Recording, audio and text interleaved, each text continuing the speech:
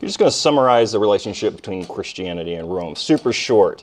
I'll give you a broad view of what's going on, and I'll give you more information, of course, than you need to answer the question, and it'll just be your job to summarize the flow and arc of time as it relates to Christianity.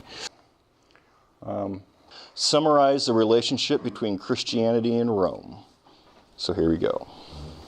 The cult of Isis. Now, we were talking about in the Hellenistic era how religion changed. You still have your older religions, and some of these newer religions are based off older religions, but there are some real fundamental differences now. And when we think of religion these days, we think of the post-Hellenistic and Roman way of thinking about religion, but with monotheism kind of pressed on top of it. So when we think of religion, 9 times out of 10, we're thinking about morality and heaven and hell and judgment, stuff that has to do with you, personally, and your afterlife and your life and how you were judged. Those are the newer religions, and that's the sort of religion we have today. It's a more personal religion. It's a religion that humans actually kind of like to indulge in, opposed to a religion where the gods are kind of aloof, and maybe they don't care about you, and maybe even if they did know about you, they wouldn't necessarily treat you so well. So the gods weren't always benevolent. They were more like forces of nature. And that never really changes, except with these new religions. It's quite fascinating what really happens and the difference between the new religion and the old religion, and is that the new religion that pops up, the mystery cults, essentially. We'll call them mystery cults, because that's what they're usually called. And I'd like for you to refer to them as that. You have the cult of Isis. You have Mithras. And you have many others. Well, you have Christianity. You have forms of Gnosticism, other systems. You have the mystical tradition from Athens, and then so many others. And these are all different than the old religions in that they're not really concerned about God. They don't have a lot to say about God. I mean, some religions do, of course, but just like Christianity, God, not the Christ figure in Christianity, but the Christian God is, you don't really talk to that God. I mean, you might pray to that God, but you always do it through Christ, right, with Christianity? Well, that's the same with all these mystery cults, in that instead of God, there's an intermediary. So, essentially what's happening is it's difficult to have a religion where you're going to have a relationship with a God who is all-powerful, all-knowing. It's actually better to create an intermediary, like a son or a saint, or a hero from history, or a prophet who can guide you as an intermediary. When we see a more personalized religion, that's exactly what we see. We see another figure put between the human and the God itself. So, going to the cult of Isis, the cult of Isis is based off Egyptian religion. And here's Isis here. This is a female goddess. This is a fresco from an initiation ceremony. We're not sure exactly what they're doing, but we can see that most of these mystery cults are really group activities. Even though they're personalized, these people are getting together and they're being initiated as a group. The mysteries are being revealed to them as a group. Now, one thing I was saying about intermediaries is Isis is not the main god of the Egyptian religion. She's, of course, a big one. She's married to Osiris. She has a brother named Horus. But this religion isn't about the creation of the universe and the role of every entity in it. It has to do with the human experience in the universe. It's a more personal religion. So what Isis does is, if you are initiated into the cult of Isis, today when we're initiated into modern religions, we're doing stuff like, little stuff like making a confession or an oath, or getting baptized, little stuff like that. Or if you want to think in terms of possibly a more symbolic and ancient initiation, think more in terms of like becoming a Freemason and going through one of their sort of real archaic sort of symbolic initiations. So you might think of it as very spiritual and archaic, sometimes obscure. But what's happening with your initiation, meaning your process of joining the cult and taking on secrets as you rise up in the order, is that you're creating a relationship between you and the intermediary. In the cult of Isis, what Isis has promised to you is that when you pass on to the next life, you are going to get to live in the domain of Isis in the underworld. So in this time, a lot of people really thought that the afterlife was the underworld. So don't think in terms of hell, like we do today, like you go down into hell. No, the underworld is just kind of where you go, your soul goes when you pass away. So what Isis promises to people, and the cult of Elias, the cult of Mithra as well, and in a way, the cult of Christianity, except the cult of Christianity, you don't go down, you go up. But Isis promises you sort of, since you get to live in her domain in the afterlife, there are a lot more privileges that come with that. Because a good Greek knows, or even a Roman who reads the spiritual literature of Greece, is that everyone goes to the underworld. And it's not the best place in the world. It's not hell like we think of today with Christianity, but you're kind of only half the person you once were. You don't have living, flowing blood and a beating heart, so you can't have strong emotions. You're kind of in a state of blah.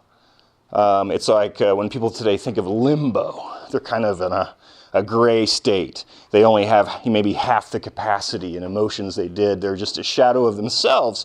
So that's not very appealing. So someone like Isis can promise you a fulfilling afterlife. It gives you hope. A lot of people are poor and have lost and don't have a real stable state. They might have a king, but maybe their king is a foreigner, especially in the Hellenistic era, or with the Romans, because they're an empire. They control so many diverse peoples. Well, all these diverse peoples are moving into these mystery cults. And they don't care if it's Egyptian. You can be Roman or Syrian and love the cult of Isis. It's not a problem. It has an Egyptian flavor, but it's not only for Egyptians. The cult of Mithra. Now, he said the cult of Isis was based off Egyptian myth. The cult of Mithra is based off Persian myth. So the idea of the Zendavesta, the idea of the Arian religion of Zoroastrianism, this is all sort of predecessors to Mithra. Mithra was like a prophet in a way. And if you want to think of him in terms of a saint, he is that intermediary between you and God. So essentially, there's no way, here's your initiate here, and here's an image of Mithra. And notice there's a line going between the initiate and Mithra. But what you don't see up here is Ahura Mazda, who is God. And in the initiation of Mithra, only males could join. And it was usually a military faction. So you had these military units all over the border, and they would all get initiated into the cult of Mithra. It sort of gave them an identity, a sense of brotherhood, but also a sense of hope about the afterlife. So in the cult of Mithra, and this is a common practice in ancient times, is sacrifice to a god. When you create an oath or you want something from a god, you're going to have to spill blood. So what you do in this particular ritual is you sacrifice the bull, and the bull was a huge symbol of Mithra. You sacrifice the bull, you basically, in modern terms, give your oath or your energy or what have you to Mithra, and what you don't see is a line going from Mithra to Ahura Mazda. So it perfectly fills in the idea of the intermediary. You're making a ritual sacrifice, and you're going through Mithra to give yourself a better afterlife. Mithra is like speaking on your behalf to God. No different than the idea of saints in the Roman Catholic Church. You don't worship the saint, but you do ask them for assistance. They are intermediaries between you and God that help you. And it's very much concerned with the afterlife. So early Christianity, I mean, you could, just based on your own knowledge of Christianity, you can compare it to these mystery traditions. There's a hope for an afterlife. There's an intermediary between you and whatever your culture's God is. But with early Christianity, we start off with a very rocky relationship with Rome. The Christians are different in that, well, actually the Abrahamic religions in general, Islam hasn't been invented yet. But at this time, Christianity and Judaism both reject other gods. They say there is only one God, there is no God but God, and this is a polytheistic reality in the ancient world. And when polytheism clashes with that sort of one-sided monotheism, major problems happen. So initially with early Christianity, you had Christians pretty much almost everywhere. These traditions, mystery traditions, spread like wildfire. Christianity was no different. It spread very quickly. There were Christians everywhere, but there were a lot of Romans who had no idea what they actually do. Rumors were is that they made blood sacrifices and sacrificed babies. That was the same thing they were accusing the Jews of doing, of course. And in this phase, most Christians were Jews, because Christianity is a Jewish religion. It actually took quite a while for Christianity to sort of forget and disassociate from its Jewish heritage. It's why we don't observe the Sabbath on Saturday today. That changed with Rome, when Rome began to control Christianity. And I'll actually give you a figure if you want to research how Rome began to control Christianity. That information is not hidden. But what we get with early Christianity is a refusal by Christians to make sacrifices to state gods of Rome. And so that's a big problem. So, like, nobody else has a problem with that, right? Romans don't have a problem with different religions. They're fine. They're like, bring your religion to Rome, set up a statue to your god in Rome. All gods lead to Rome. But the Christians weren't playing nice. They refused to sacrifice to the emperor's cult during times when it was time to be taxed. And so they became the enemy of the state for a little while. So when you hear about the great persecution of Christians, this is this era where they were being persecuted. They would eventually be doing the persecuting, of course, but when you go to church, you hear about how Christians were persecuted, not the other way around. So Rome really had a problem with Christianity, and they didn't usually have problems with religions. It's Christianity's sort of refusal to accept other gods. And so with Diocletian, the great persecution in 303 AD, that's when that happens, is set off by Diocletian, of course. This is one of your, well, some people call it like a later era emperor. He's the one who split Rome up into 4 sections and began that trend to create 2 actual divisions of Rome. So there would be a Western Rome and an Eastern Rome, whose capital was in Constantinople. And Eastern Rome would actually last until 1453 AD, so a little more than 500 years ago, which I think is impressive. And so this great persecution was set off because of Christians' refusal to sacrifice to Roman emperors, to the emperor's cult, and rumors began to spread about them, things that weren't true. The great persecution in 303. Then Constantine is actually the next emperor after Diocletian. He's actually trying to restore quite a bit of stability into the realm. Diocletian had been successful for a little while in restoring stability by dividing Rome into 4 sections. Constantine comes along, and I think he realizes how popular Christianity is. And Constantine is famous because he has a vision. He has a vision of the symbol of Christianity, which is what? I don't know when the image of the cross came around. We assume that that was the symbol for Christianity from the get-go because Christ was sacrificed on a cross. But this is Chi-Rho, the letters of the Greek alphabet that spell the first 2 letters of Christ. It looks like a P, but it's actually an R. The Greek P is an R. It's Rho. And so that was a way of not creating a symbol so much, but it's just almost like secretly writing down. And we also, of course, know some other secret symbols of Christianity. The ictus fish, which in Greek was very similar to the name Christ. So Constantine saw a vision of some sort of Christian symbol. We're not exactly sure which one, but he told his troops to paint that symbol on their shield. Usually you see an image of an actual cross, but Constantine, through 2 basic stages, creates tolerance for Christianity, and then in a way sort of almost creates a, not a marriage, but Christianity and Rome become engaged. They're not married yet.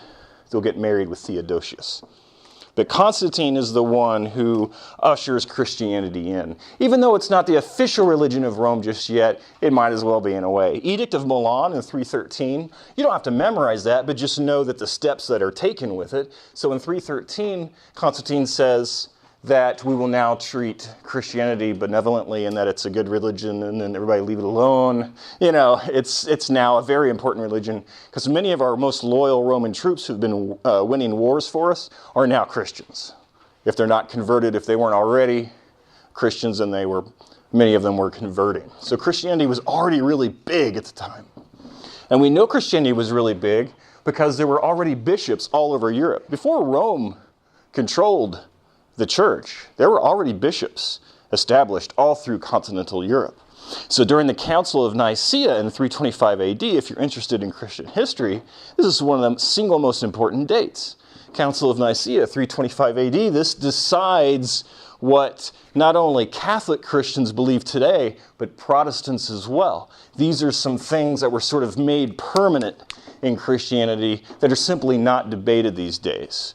There was a heresy at the time known as the Arian heresy, and so Christianity was kind of under the threat of being divided. So Constantine, because he saw the great asset of Christianity for Rome itself, decided to sort of codify and make permanent certain ideas that were being debated.